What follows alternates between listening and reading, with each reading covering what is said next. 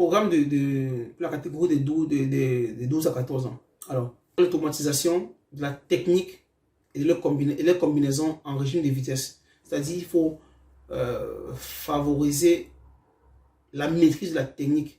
Et il faut essayer de, une fois qu'un élément, passer du simple, non, du facile au difficile, du simple et au complexe. Une fois que les premiers éléments ont été maîtrisés, il faut essayer de complexifier l'apprentissage de la technique.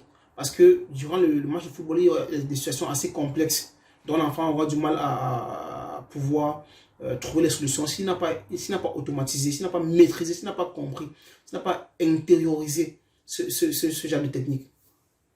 Deuxième point, travailler la technique appliquée dans les situations de jeu complexes. C'est ce que je venais de dire. Voilà, très important.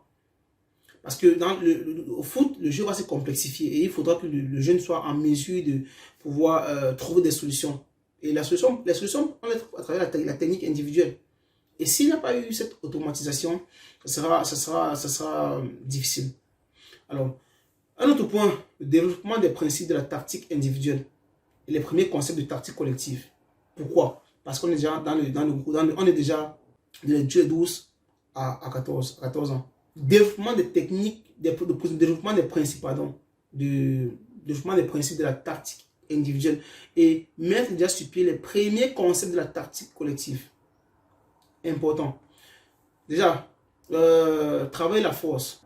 Avec la charge naturelle, j'insiste, pas aller mettre les poids sur les enfants déjà. Non, ça ne se fait pas. Et je parle avec l'énergie parce que j'ai vu faire ça. Voilà, vous savez, aujourd'hui, les gens, parce qu'ils regardent le foot, ils sont passionnés, ça leur plaît, ils se lèvent, ils deviennent formateurs, sans formation. C'est vous êtes en train de tuer ces enfants. Un âge à 12, 14 ans, tu vois les éducateurs ou les entraîneurs ou les formateurs mettre les poids sur les enfants, c'est une aberration. On peut travailler la force avec la charge naturelle, c'est-à-dire le poids du corps. Avec le poids du corps, charge naturelle. Et pouvoir augmenter aussi la résistance avec le ballon. Parce que plus l'âge augmente, plus l'enfant va se retrouver dans une situation où il y aura plus de joueurs autour de lui. Parce que je rappelle déjà qu'entre 12 et 14 ans, on partit dans le football à 8, voire 11. Ça dépend des pays. Ça dépend des formations. Parce qu'il faut savoir que chaque pays a des principes de formation nationale. Voilà. Et la fédération veut à ce que ces principes soient suivis par les différents formateurs dans différents centres de formation.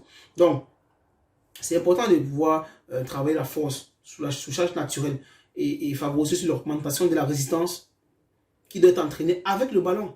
Parce que le football, ça va se jouer. Le match de foot, ça va se jouer avec un ballon de foot. Le dernier point de cette catégorie, c'est faire les jeux à thème avec des aspects collaboratifs, c'est-à-dire faire des jeux avec des thèmes précis qui mettent sur pied des aspects de collectivité dans l'équipe. Très important. Alors je passe à la dernière catégorie qui pour moi est la catégorie qui est très importante parce que c'est la catégorie avant laquelle l'enfant va opérer le changement. Il va quitter la formation et à la post-formation, voire monde professionnel. C'est la raison pour laquelle cette catégorie est très importante pour moi. Catégorie de 14 à 16 ans. Premièrement, l'adaptation et la transformation de la technique en régime de vitesse avec des pressions spatiales et temporelles. Comme je dis ici, vous estimez que la terminologie est très codée.